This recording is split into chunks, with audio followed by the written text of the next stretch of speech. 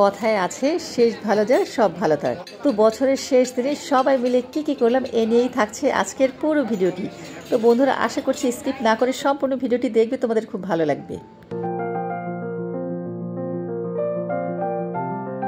Hello everyone, আসসালামু আলাইকুম। আশা করছি কাছে দূরে দেশে বিদেশে যে যেখানে আছো সবাই খুব ভালো আছো, সুস্থ আছো। আলহামদুলিল্লাহ আমিও তোমাদের দোয়ায় অনেক ভালো আছি। চোখের পলকে মনে হচ্ছে একটা বছর শেষ হয়ে গেল এবং নতুন আর একটি বছর চলে আসলো। তো বন্ধুরা 2025 সালের প্রথম দিনে তোমাদের সবাইকে আমি সামিরা অনেক শুভেচ্ছা ও ভালোবাসা জানিয়ে ঢাকা থেকে আজ নতুন আর একটি ভিডিও উপস্থাপন করছি। আশা করছি আজকের ভিডিওটা তোমাদের খুব ভালো লাগবে। তো আমি বলবো যারা যারা অলরেডি আমার চ্যানেলে ঢুকে গিয়েছো বা ভিডিওটি দেখছো, প্রথমে একটি লাইক দিয়ে এরপরে সম্পূর্ণ ভিডিওটি দেখো।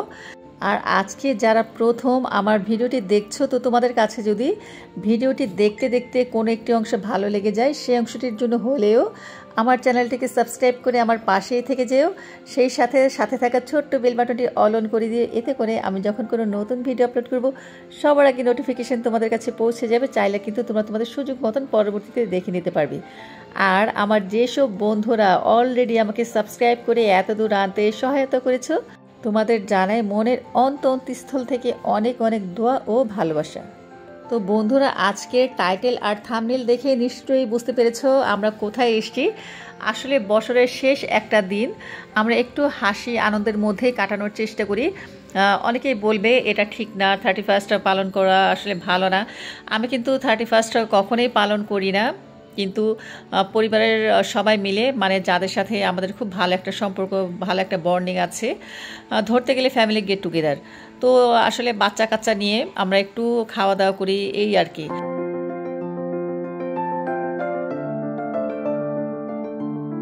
তো আজকে কিন্তু তেমন কোনো আমাদের প্ল্যানিং ছিল না যে আমরা এবার খেতে আসতে পারবো।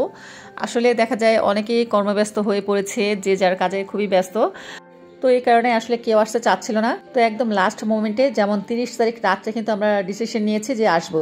আসলে শীতের যেমন পরীক্ষা চলছে, 31 তারিখে ওর পরীক্ষাটা শেষ হয়ে যাবে। তো ভেবেছিলাম ও হয়তো বা আর কি যাবে না, বা ওকে আগেই জিজ্ঞেস করেছিলাম যে এবার আমাদের কোনো প্ল্যানিং আছে কিনা। তো প্রথম কিন্তু ও না করেছিল। এরপরে যেহেতু চলে যাবে তো ভাবলো যে ঠিক আছে সবাই ফ্যামিলির একসাথে একটু যাই বাইরে, যে একটু খাওয়া দাওয়া করি। তো এই কারণে কিন্তু আমরা 30 তারিখ রাতটা ঠিক করেছি যে আমরা চাইনিজে যাব। আর এই চাইনিজটা তো ধরতে গেলে আমাদের একটা পারিবারিক চাইনিজ হয়ে গেছে, মানে চাইনিজ রেস্টুরেন্ট হয়ে গেছে। তো দেখা যায় যে কোনো অকেশনে হোক, যে কোনো ভালো লাগা মন্দ লাগাতে সবসময় কিন্তু আমরা এই রেস্টুরেন্টে আসি। যে দেখো প্লেটে কিন্তু লেখাও আছে, তো তোমরা দেখতেই পাচ্ছ এটার নামটা কি। যাই হোক, এটা আমি আর বললাম না। তো এখানে আমার ফুফাতো ভাই আসছে, ফুফাতো ভাইয়ের বউ আসছে, তারপর হচ্ছে ফুফাতো ভাইয়ের এক ফ্রেন্ড, মানে শুধু ফুফাতো ভাইয়ের না, আমার হাজব্যান্ডের, আমার দুলা ভাইয়ের, তাদের ফ্রেন্ডের ওয়াইফ সবাই আসছে। আর সাথে আমার বান্ধবীর মেয়ে আছে। আর এবার আমার মা আছে সাথে, আব্বা আম্মা তো ঢাকায় আসছে, তোমরা অনেকেই জানো। কিন্তু আব্বার শরীরটা বেশি একটা ভালো না, তাই আব্বা আসে না। মা কিন্তু আসতে চায় না, মাকে আমরা জোর করেই ধরে নিয়ে আসছি।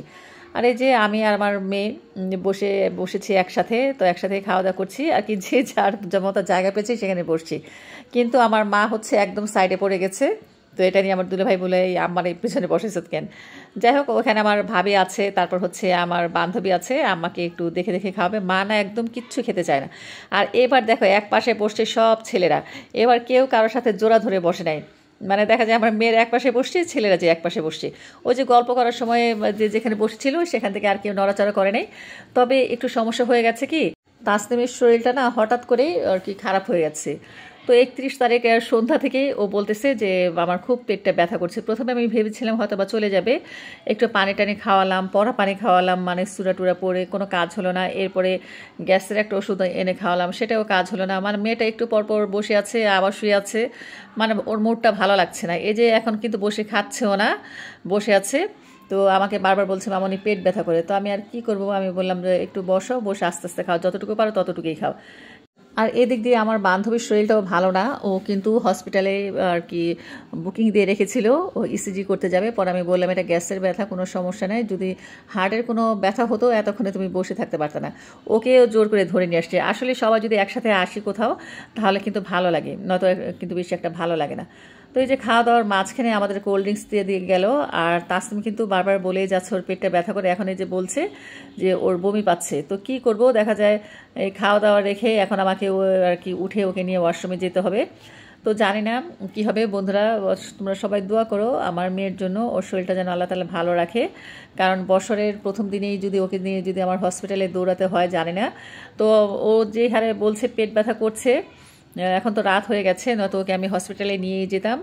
দেখা যাক, আল্লাহ আল্লাহ করে রাতটা কাটক। এই যে দেখো এখন কিন্তু আমি উঠে চলে যাচ্ছি।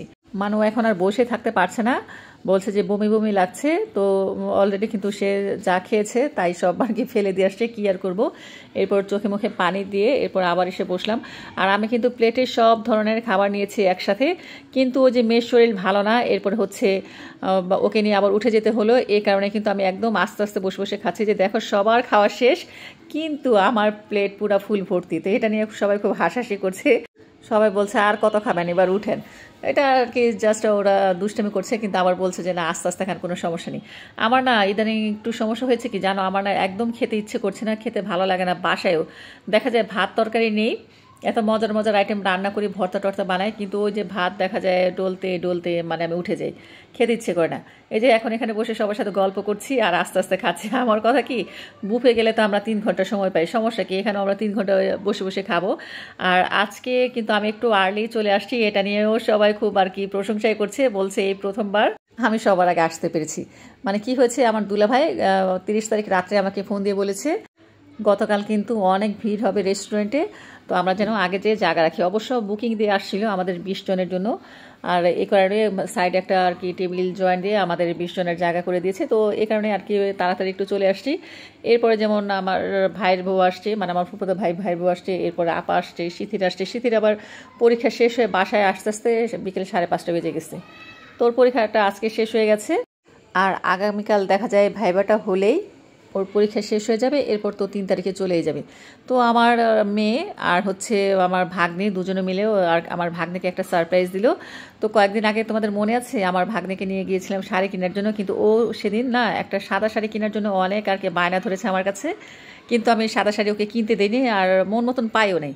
তো এই কারণে আর কি ও জানে, ওর বোনেরা জানে যে ও সাদা শাড়ি পরতে পছন্দ করে। আজকালকার মেয়েরা, ইয়াং মেয়েরা একটু দেখা যায় হালকা কালারের শাড়িগুলো, কিন্তু সুতির শাড়িগুলো বেশি পরতে পছন্দ করে। তো বাসায় আসার পর আমার ভাগ্নি বলছে, মানে আমার ছোট ভাগ্নি, যে ওর বোনকে ও সারপ্রাইজ দিবে। তো আমাকে আর আমার দুলাভাইকে নিয়ে গিয়েছে, 3 জনে যে জামদানিটা কিনে এনেছি। আর সাথে নাফি হচ্ছে কেক বানিয়েছে। নাফি কিন্তু মার্শাল্লাহ এখন খুব ভালো কেকে বানাতে পারে। আর সাথে সিথিকে একটা ফুলের তোড়াও দিয়েছে। তো ফুল, শাড়ি, তারপর হচ্ছে কেক দিয়ে সিথিকে খুব সুন্দর একটা সারপ্রাইজ দিয়েছে। সিথিও খুব খুশি হয়েছে। পছন্দ হয়েছে? কিন্তু আমার বড় বোন তো আমাদের প্রচুর ঝাড় দিয়েছে, বলে যে কেন সাদা শাড়ি আমরা কিনেছি। আপাতত মানে অনেক রাগ করেছে, পারলে শাড়িটা নিয়ে পুড়ে ফেলে। আর এই যে এদিক দিয়ে খাবারের বিল চলে আসছে, আমাদের পার পার্সন 800 টাকা করে খরচা পড়েছে। আর আমরা কিন্তু খাবার মেনু প্রচুর নিয়েছিলাম, যেমন 4টা আমরা স্পেশাল ফ্রাইড রাইস নিয়েছিলাম, এরপর 4টা নিয়েছিলাম বিফ সিজিলিং, 3টা নিয়েছিলাম চিকেনের একটা আর কি ঝাল আইটেম, সেই সাথে নিয়েছিলাম ক্যাশনাট সালাদ নিয়েছিলাম 4টা, আর 3টা নিয়েছিলাম নর্মাল যে ভেজিটেবল সেটা নিয়েছিলাম, সাথে তো কোল্ড ড্রিঙ্কস আছে। ও আরও নিয়েছিলাম চিকেন ফ্রাইয়ের হচ্ছে 12 পিসের 2টা সেট নিয়েছিলাম। স্যুপ নিয়েছিলাম, মানে থাই স্যুপ নিয়েছিলাম 4 বাটি, 4টা সেট। সাথে নিয়েছিলাম 2টা অন্থন আর 2টা হচ্ছে স্প্রিং রোল। তো খাওয়া দাওয়ার পরিমাণও খুব বেশি ছিল, সেই অনুযায়ী কিন্তু দেখা যায় পার পার্সন 800 টাকা, বেশি একটা যায়নি, কমে গিয়েছে আমার মতে। আর এদিকের খাবারগুলো মোটামুটি, তবে আজকের খাবারটা বেশি একটা ভালো লাগে নাই। নাফির যখন 4 বছর বয়স তখন থেকে কিন্তু আমরা এই রেস্টুরেন্টেই সবসময় আসা যাওয়া করি। তো এত বছরের মধ্যে এই প্রথমবার এতটা আর কি খাবার বাজে হয়েছে, কি আর বলবো, হয়তো বা মানুষজনের চাপ ছিল এই কারণে। তো খাওয়া দাওয়ার পরে যা কিছু একটু বেশি হয়েছিল আমাদের পার্সেল করে দিয়ে দিল। আসলে টাকার কেনার জিনিস কেউ তো আর ফেলে আসে না। যাই হোক, এই যে দিক দিয়ে কিন্তু কেক কাটা হয়ে গেছে, আর আমার ভাগ্নি সবাইকে কেক খাইয়ে দিচ্ছে। আর আমার ভাইরা দুষ্টুমি করছিল যে এতটুকু কেক, এটা তো আমরাই খেয়ে ফেলবো, তো সবাই মিলে কি খাবে। যাই হোক, সবাই কিন্তু কেকটা হয়ে গেছে। আর সবাই খাওয়া দাওয়ার পরে কেউ বেশি কেক খেতেও চাচ্ছিল না, অল্প অল্প করে কিন্তু আমরা সবাই কেক খেলাম।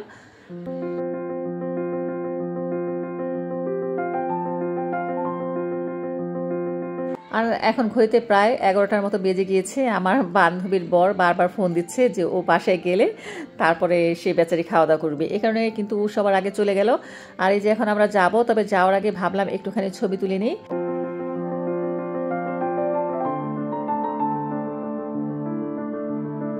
গতবারও কিন্তু আমরা আসছিলাম, সে সময় কিন্তু শীতই ছিল। এবছরও আলহামদুলিল্লাহ আছে, হয়তো বা সামনের বছর থাকতেও পারে, মানে আসতেও পারে না আসতে পারে, কারণ এবছর তো ওর পরীক্ষার জন্য ও আসছে, এরপরে হয়তো বা রোমিওর যখন পরীক্ষা শেষ হবে তখন হয়তো বা দুজনে আসবে। তো সামনের বছর থাকতেও পারে নাও পারে, এই কারণে আর কি সময়টা আমরা একটু ভালো মতোই কাটালাম। আর এই যে দিক দিয়ে তাসনিমের শরীরটা ভালো না, ও বসিয়েছিল, তারপরে যে আমার মা ওকে খুব একটু আদর করে নিয়ে আসলো। আর আসার পরে আমরা ভাবলাম যে একটুখানি ছবি তুলি, যেহেতু আমরা দুই বোন আছি, আমার ছোটো বোনটা এবার আমাদের সাথে নাই, নয়তো আসতো, ও ওর ছেলেকে নিয়ে হসপিটালে আছে। তো যাই হোক, এই যে এখান দিয়ে সবাই একটু ছবি তুলছি, ভিডিও করছি। তারপরে এই যে আমার ভাইয়ের বউ, এই যে আমি আমাদের বরকে বলেছিলাম, মানে আমি আমার বরকে বলেছিলাম আমার সাথে ছবি তোলার জন্য, আর ভাবি বলছিল ভাইয়ের সাথে ছবি তুলবে, কিন্তু তারা এত ব্যস্ত, তারা আমাদের পাত্তাই দেয় না। যা পাত্তা যখন দিলই না, তখন আমরা একা একাই ছবি তুলি। যাই হোক, এই যে এখন খাওয়া দাওয়া শেষ করে চলে যাচ্ছি। আর এখন আমাদের আর একটু প্ল্যানিং আছে। সিথি বলছিল বাইরে চা খেতে যাবে, কিন্তু রাস্তাঘাটের অবস্থা এত জ্যাম, আমরা মনে হয় 2 মিনিটের রাস্তা এসেছি 10 মিনিটে।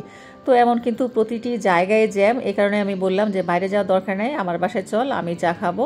তো বলার সাথে সাথে তো রাজি হয়ে গেল। এরপরে এই যে বাসায় চলে আসলাম। আর আপা গেছে বাসায়, যেহেতু আব্বা আছে, তো আব্বার তো আবার ক্ষুধা লেগেছে, প্রায় 11:30 বাজে। তো আব্বাকে খাবার দিয়ে এরপরে আবার আমার বাসায় আসবে।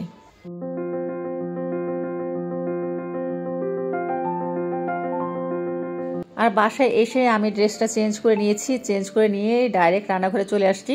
চুলায় কিন্তু আমি পানি দিয়ে দিয়েছি, পানি অলরেডি ফুটেও গিয়েছে, এখন চা পাতা দিয়ে দিব। আমার চাটা আসলে আমার ফ্যামিলির সবাই খেতে পছন্দ করে, তবে শুধু আমার চা না, আমার বোনদের চাও আলহামদুলিল্লাহ ভালোই হয়। তো অনেকেই কিন্তু দেখা যায় অনেকের চা খুব ভালো হয়, আবার অনেকেই কিন্তু চাটা বানাতে পারে না। কথায় আছে চা আর ডাল, যে ভালো রান্না করতে পারে সে নাকি সেরা রাঁধুনি। আলহামদুলিল্লাহ আমি দুটো জিনিসই খুব ভালো পারি, ডালও ভালো রান্না করতে পারি, চাও পারি। কি বলো বন্ধুরা, আমি পারি তো। অবশ্য আজকাল না নিজের ঢোল নিজেকেই পেটাতে হয়, নিজের ঢোল নিজে না পেটালে দেখি হয় না। আর এদিক দিয়ে দেখো আমার মেয়েরা, তারপর আমার ভাগ্নিরা কত সুন্দর টিভি ছেড়ে নাচানাচি করছে। আসলে আমি দেখছি আমাদের বাসার আশেপাশে যতগুলো ছাদ আছে, প্রত্যেকটা ছাদের মধ্যে কিন্তু সাউন্ড বক্স নিয়ে সবাই খুব মজা করছে, কেউ বারবিকিউ পার্টি করছে। তবে আমরা কিন্তু কেউ বারবিকিউ পার্টি করি না, শুধু দেখা যায় বছরের লাস্টের দিনটা পরিবারের সবাই মিলে একটু বাইরে খাওয়া দাওয়া করি, এটাই হচ্ছে আমাদের মজা। তবে বাসাটা না খুব ভালোই লাগছে, এতক্ষণ একদম পুরো ঠান্ডা ছিল। এই যে আমার ভাগ্নিরা এসে মজা করছে, এটা দেখতেও ভালো লাগে। যাই হোক, চা কিন্তু হয়ে গেছে, তো আমি চা নিয়ে আসছি। আর এই যে দেখো আমার ভাগ্নিরা কি করতেছে, মানে আমাকে নিয়ে এখন নাচা শুরু করে দিছে। তো তোমাদের যে আমি একটু মানে গানটা শোনাবো, কপিরাইটের ভয়ে গানটা শোনালাম না। যাই হোক, আমি ওদের সাথে একটু মজা করলাম। আর আমার ভাগ্নিটা আসলে চলে যাবে, এই কারণে মনটা খারাপ, ভালো লাগছে না। তো বন্ধুরা, আজকের মতো এই পর্যন্ত, সবাই ভালো থেকো, আল্লাহ হাফিজ, আসসালামু আলাইকুম।